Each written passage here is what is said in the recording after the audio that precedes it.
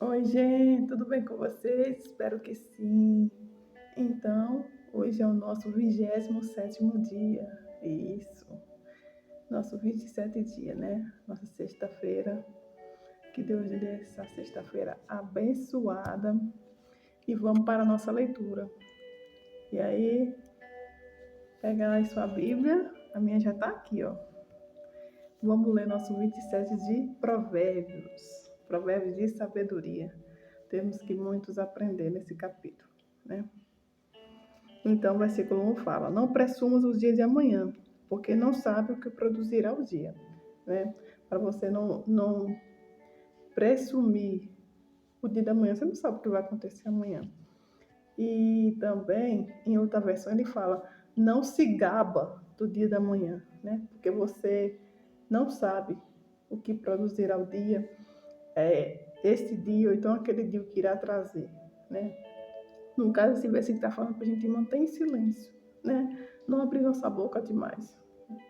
E esse versículo nos ensina que nós não podemos contar vantagens, né? Porque quando você conta vantagem, revela um grau de orgulho, né? E porque na humildade não tem lance de mostrar vantagem. Na humildade não tem, né? E o convite divino é sempre para que nós sejamos humildes, né? Humilde em tudo. Então, não vamos ficar contando vantagem, que vai acontecer isso e aquilo. Às vezes você fica contando até o seu futuro. Você não sabe da manhã, talvez nem aconteça, né? E quem está lá ao seu redor, às vezes até deseja o seu mal, né? Torcendo, né? Porque tem as energias boas e as energias ruins também. Esse versículo aqui nos ensina bastante, né? Louva-te ao estranho, e na tua boca o estrangeiro, e não aos teus lábios, né? O versículo 2, ele está falando que, primeiro, quem é humilde, né?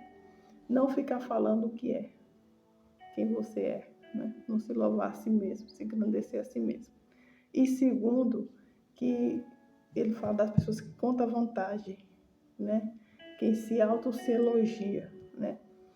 Essa pessoa, ela tem um problema, né? Por isso que a Bíblia diz que não seja o outro não seja se elogiar só, né?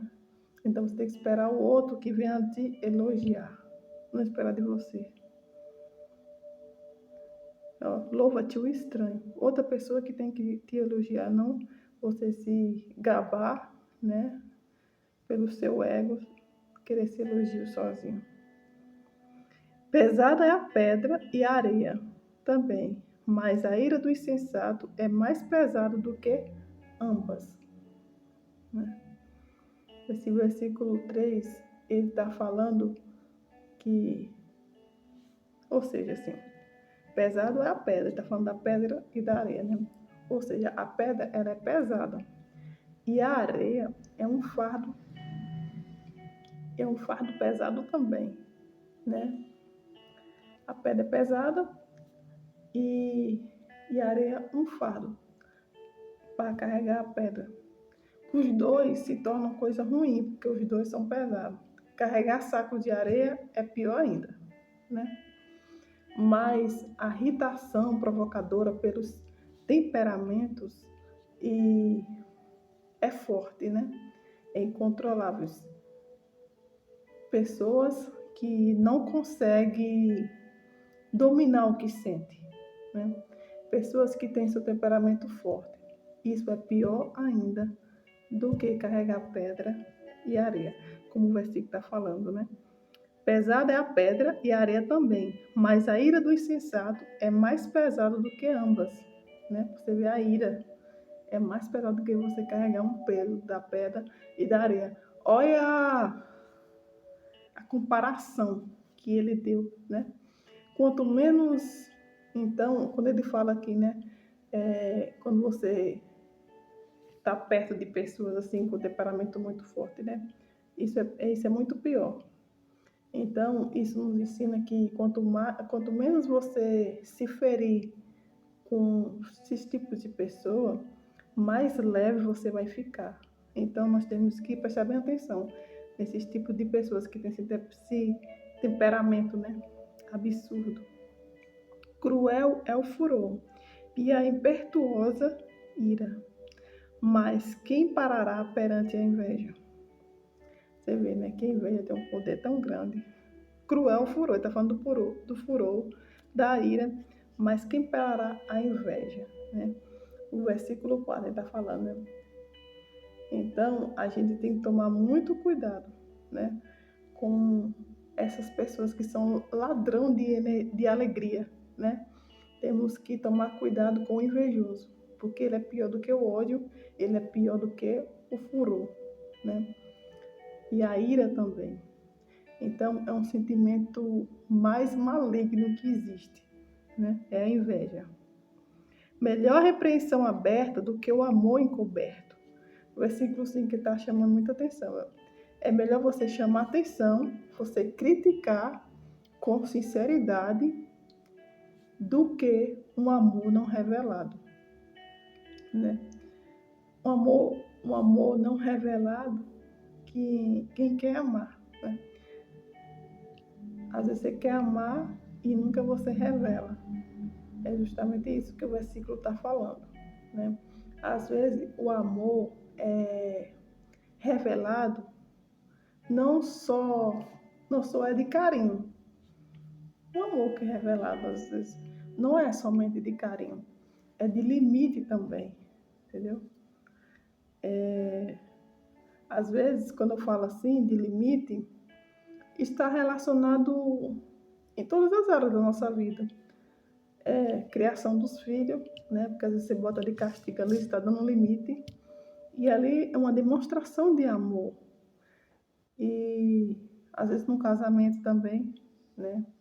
Que você não aceita aquilo, né?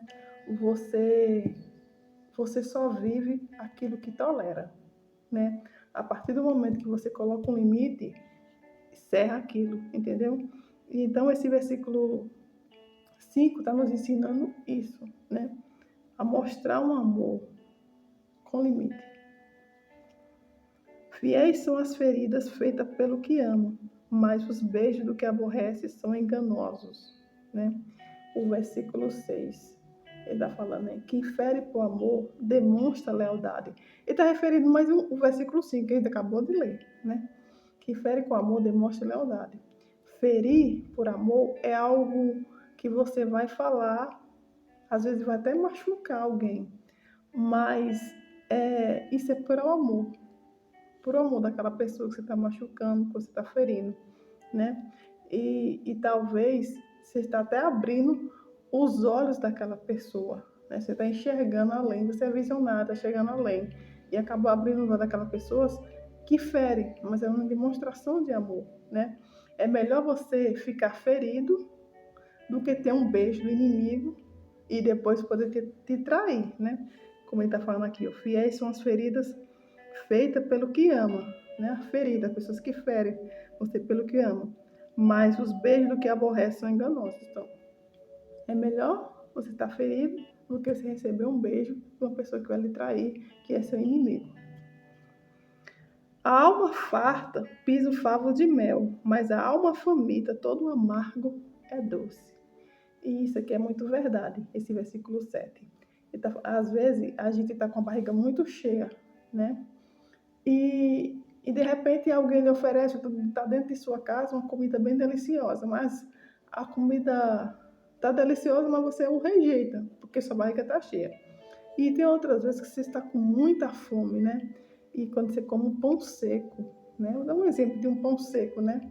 Quando você come, você acha uma delícia, porque você está morrendo de fome, né? É isso que ele está falando. A alma farta pisa favo de mel, né? Você está com a alma farta, você está com a barriga cheia, mas a alma faminta toda amarga é doce.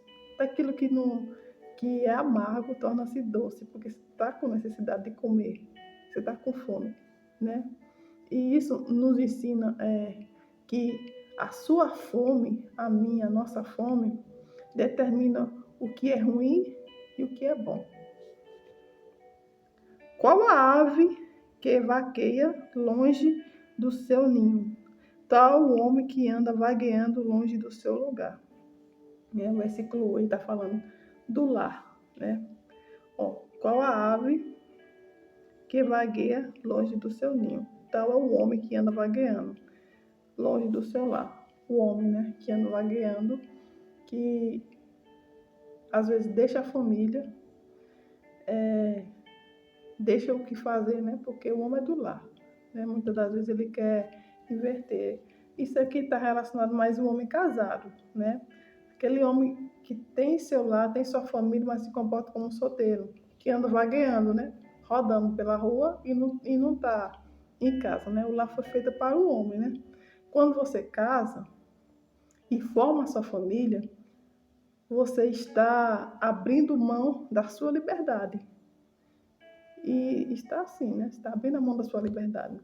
E a sua vida é da sua esposa, do seu filho, né? Da família que você formou. Então, ele está ensinando isso aqui. Isso aqui é especialmente para você, homem, né? Não andar vagueando, mas seja um homem do lar. O homem foi feito para o lar. O óleo e o perfume alegra o coração. Assim a doença do amigo com conselho cordial, né? O versículo 9 está falando assim: assim como o perfume alegra a vida, a amizade sincera te dá ânimo, né? Para continuar vivendo. É isso que está ensinando, né? O óleo e o perfume alegram o coração. Assim, a doença do amigo com conselho cordial, né? Quando o amigo está passando por uma dificuldade, aquela amizade bem sincera, né? Ele chega a dar ânimo pela companhia dele, entendeu? E às vezes, por você estar triste e se reunir com seus amigos, amigos de verdade, né? Que tem aqueles amigos mais chegados, né? Às vezes só para falar besteira, só uma conversa boba mesmo. Acaba lhe dando ânimo, né? Você já muda a sua feição. Versículo 10 agora. Não abandones o teu amigo, e nem o amigo do teu pai, nem entre na casa do teu irmão no dia da adversidade. Melhor um vizinho perto do que um irmão longe. Né? Isso nos ensina bastante, esse versículo, né? Ele fala que nós temos que honrar a quem nos dá honra, né? A quem merece honra, né? E o reflexo da honra é ser leal com os amigos. E ser leal é quem está com você também, com os amigos e as pessoas também que estão com você, né? E se seu pai, ele pede alguma ajuda, já tem um versículo, né, que é para honrar pai e mãe, que é o mandamento, né? E ele está falando, né? Não abandones o teu amigo e nem o amigo do teu pai, né? A gente temos que honrar nosso pai. Se nosso pai pedir algo que foi o melhor amigo dele, né? A gente tem que respeitar, né? Isso que a Bíblia nos ensina, né? Que nós temos que honrar, né? E também quando ele fala assim, ó, nem entre na casa do teu irmão no dia da adversidade. Isso aqui, ele está ensinando que quando seu irmão está passando por uma dificuldade em sua casa, eu vou dar um exemplo financeiro, né? Você sabe que está passando por dificuldade, você vai chegar lá para você perturbar? Ou então, se a pessoa está passando necessidade, você chega lá para comer algo, se está passando, entendeu? Nem entre na casa do teu irmão da adversidade. Então, temos que ter a sabedoria para saber quando você vai entrar, né? Aqui fala irmão, mas eu acho que não é só irmão de sangue, né? Que todos nós somos filhos de Deus. Tem um irmão da igreja que você frequenta e tudo, entendeu? A gente tem que tomar muito cuidado nessa parte aqui. Melhor um vizinho perto do que um irmão longe. Essa parte aqui também nos ensina que é muito melhor um vizinho perto do que um irmão longe. E eu tenho uma prova viva disso, entendeu? Eu já morei longe, né? Morei lá no sul. E muitas das vezes o vizinho, que era meu vizinho na época, me deu muita força, né? Até hoje eu tenho ele considerado como se fosse da família, entendeu? E esse versículo aqui, ele fala muito verdade sobre isso, né? É melhor um vizinho perto do que um amigo longe. E a gente faz muita amizade, né? Com alguns vizinhos. Né? Eu não sou muito assim de pegar amizade com o vizinho. Mas a Bíblia já nos ensina a gente saber a conversar, a ser educado. Porque você não sabe na hora da dificuldade e às vezes quem vai lhe ajudar é o vizinho. Aconteceu com minha mãe também, nessa cidade que eu estou agora, né? De minha mãe estar com a gente pequenininho, meus irmãos mais novos do que eu, pequeno, e ela ficar desesperada. A criança adoeceu lá, teve um problema lá de saúde, e eu para um lado para o outro, e a única solução que teve foi do vizinho. Então, por isso que nós temos que ter o nosso bom comportamento e saber lidar com os nossos vizinhos, né? Ser sábio, filho meu, e alegra o meu coração, para que tenha alguma causa que te responder, e aquele que me desprezar. O versículo 11 está falando que a sabedoria é um ponto inicial, né? Para você dar boa resposta para quem vai criticar. Então, quem vai lhe criticar, você tem que ter uma boa resposta. E a boa resposta vem através da sabedoria. O avisado vê o mal e esconde-se, mas os simples passam e sofrem a pena, né? Então, esse idoso aqui está falando que é o 12, né? É o avisado. Ele está falando, né? Quem tem sabedoria vai lá e olha antes que você vai entrar em alguma curva, em algum local, você observa antes, né? Para você não cometer nenhum erro. Né? Mas os outros, os tolos, né? Ele vai logo adiante e sofre a pena, como ele diz aqui, né? Acaba sofrendo.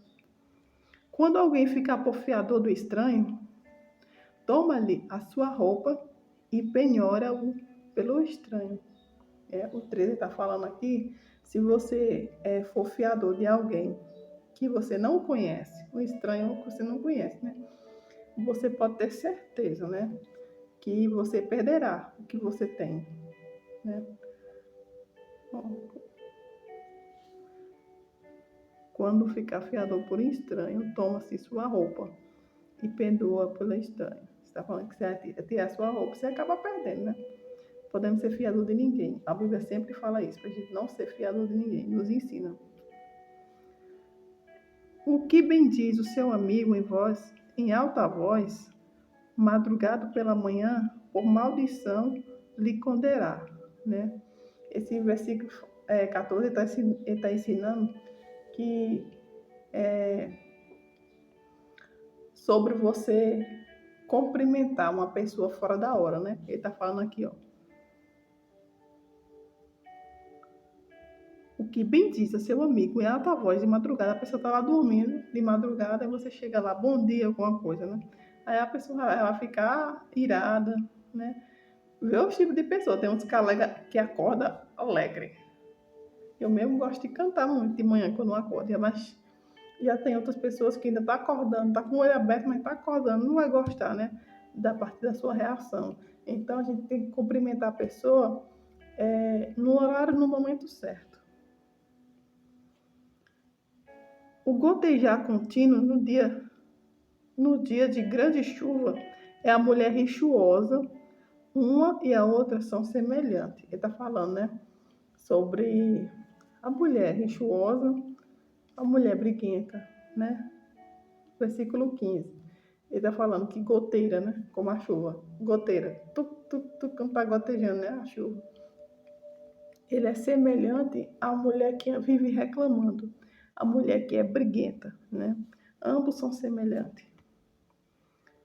Aquele que a contive, conteira o vento, e a sua destra acomete o óleo, né? O 16 ele está falando que não tem como você segurar o vento e também nem apanhar o óleo. Ele está fazendo sempre comparação. Com ferro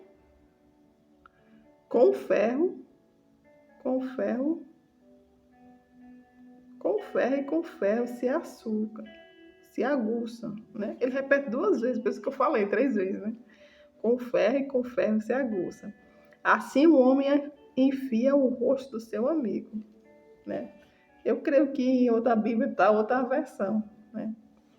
Ele está falando que com ferro você afia, né? A aguça você afia. Tipo uma faca. Você botar outro ferro, uma faca em outra, você vai afiar, você vai amolar, né? Mas que também nos ensina outra parte, né? Que como assim que fia o ferro em outro ferro, um ser humano pode também treinar outro ser humano, né? Pode treinar, pode ajudar a outra pessoa. O que guarda a figueira comerá do seu fruto, e o que vela pelo seu Senhor será honrado, né? O 18 está falando, se você não tratar bem quem está acima de você, no caso, o seu patrão, né, uma autoridade, né? Você não receberá o fruto, né? Quando você trata bem, você será recompensado. Como a água no rosto corresponde o rosto, assim o coração do homem ao homem, né? O 19 está falando, né? Como a água reflete o rosto, né? Quando você vai no rio, quando você vai olhar, está refletindo o seu rosto, né? O coração como a água. Como a água reflete o rosto, o coração reflete quem somos, né? O nosso coração reflete quem realmente nós somos, né? É como diz aquele ditado, né? Que a boca fala o que o coração está cheio. E às vezes, na hora da ira, da raiva e tudo, o coração está tão cheio que começa a falar besteira, né? Está tão cheio. É isso que o versículo está falando. O inferno e a perdição nunca se fartam, e os olhos do homem nunca se satisfazem, né? O 20 está nos ensinando aqui a controlar os nossos desejos, a ter controle do nosso desejo, porque o homem nunca se satisfaz. Então, quando você tem algo, você nunca vai ficar satisfeito, você sempre quer mais, quer mais, quer mais. O crisol é para a prata, e o forno para o ouro, e o homem é provado pelos louvores, né? Em outra versão, ele fala assim, o crisol é para a prata, né? E o forno para o ouro, mas que prova o homem são os elogios que recebe, né? Em outra parte, mais claro, né? São os elogios que recebe. Então, nós temos que tomar muito cuidado, né? Porque o homem é provado pelos elogios que recebe. Tem que tomar muito cuidado com essas partes de elogio.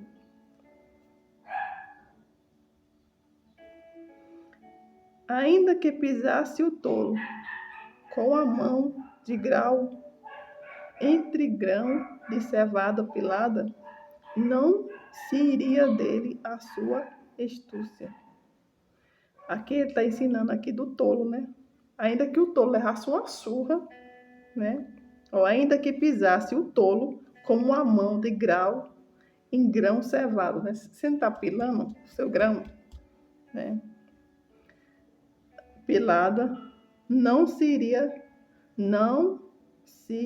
iria dele a sua astúcia. Não sairia dele, né? A sua astúcia, a sua insensatez. Né? Ele está falando aqui, ó, que não adianta você bater em quem não quer aprender. O tolo, né? Ele nunca quer aprender. Não adianta você estar batendo. Procura conhecer o estado das tuas ovelhas. Põe o teu coração sobre o gado.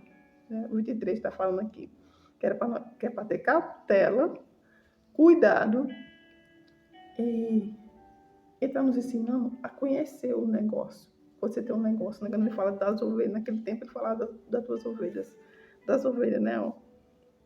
Procura conhecer o estado das tuas ovelhas e põe teu coração sobre o gado, né?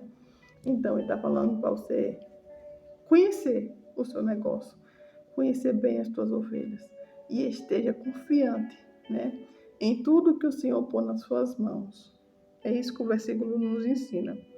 Porque as riquezas não duram para sempre, ó. E duraria a coroa de geração em geração.